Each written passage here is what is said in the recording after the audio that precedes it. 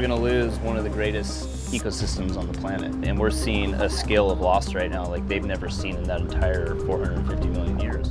If you look at the ocean, I mean, it looks fine and pristine and beautiful, but below the ocean surface, there's a lot going on and a lot of issues that we need to address as scientists and as members of the community. Florida's coral reefs are the third largest in the world, stretching 360 miles from the dried Tortugas to the Florida Keys.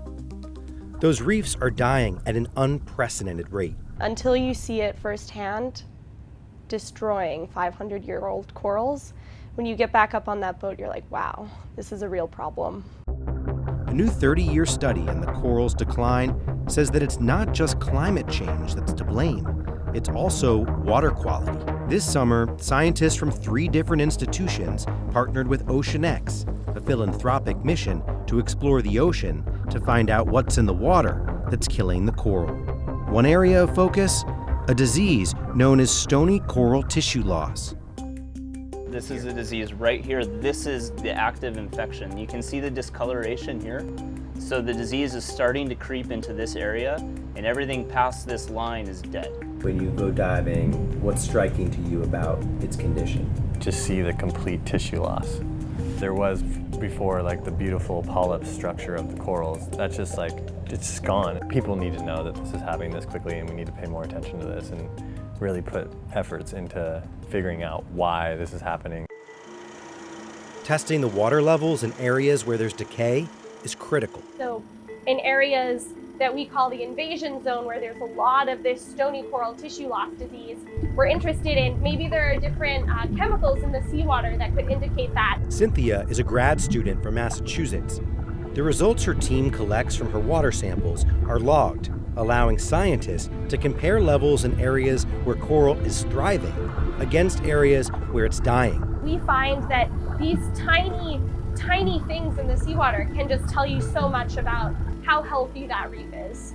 What are the contributing factors here causing this devastation? I mean, we're near a city of 7 million people almost, right? There's agriculture, there's wastewater. Some of that wastewater comes from sewage dumped into the ocean. So we're just heading out on a mission to check out the sewage outfalls. This is where sewage waste from Miami is coming out and shooting directly into the water. Divers from the Aleutian found them. So down there we saw 3 vents, around about 80 to 100 feet. They're about 30 feet apart, spewing these plumes of green exhaust basically into the ocean, cascading and billowing up towards the surface. Sewage outfalls, which dump treated waste into the waters, were permitted throughout Florida back in the 1970s. The thinking at the time was that treated waste would be dumped far enough off the coast that it wouldn't affect the beaches. But there was little consideration for how it might affect the ecosystem below. Chris Sullivan's team is creating 3D imaging of the entire reef tract. We have reef imagery of 8,500 square meters of reef. So I think that's just incredible, and that's going to give us the ability to look across that entire reef tract, the Florida reef tract, and really see what's going on. Dr. Abigail Clark uses the mapping from Chris's team to identify the problem areas that need the most help. Her team transplants lab-grown coral onto troubled areas. What MOTE, for example, is doing is looking to identify genetic varieties or genotypes of these coral species that are potentially resistant to the disease, and then taking those corals and planting them onto the reefs in hopes that they will grow and survive this disease in the long run. The coral crisis is not just here off the coast of Florida. It's global, threatening the stability of an ecosystem that supplies food and work to 500 million people.